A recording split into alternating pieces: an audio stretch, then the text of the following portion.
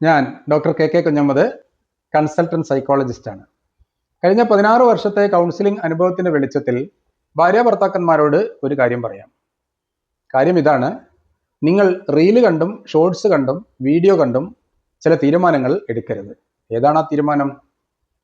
പലപ്പോഴും കൗൺസിലിങ്ങിനായിട്ട് വരുന്ന ആളുകൾ, ഭാര്യാഭർത്താക്കന്മാർ വരുമ്പോൾ പറയും, പ്രശ്നമായിട്ട് വരുമ്പോൾ അല്ലെങ്കിൽ ഫോൺ വിളിക്കുമ്പോൾ പറയും, സാറേ എൻ്റെ ഭാര്യ നാർസിസ്റ്റിക് പേഴ്സണാലിറ്റി ഡിസോർഡർ ഉള്ള ആളാണ്, അതല്ലെങ്കിൽ എൻ്റെ ഭർത്താവ് ബോർഡർ ലൈൻ പേഴ്സണാലിറ്റി ഉള്ള ആളാണ്, എൻ്റെ ഭാര്യയ്ക്ക് മൾട്ടിപ്പിൾ പേഴ്സണാലിറ്റി ഉണ്ട്, എൻ്റെ ഭർത്താവിന് OCD ഉണ്ട്, അതുകൊണ്ട് ഞാൻ ഇത് ഒഴിവാക്കാനായിട്ട് തീരുമാനിച്ചു എന്ന്.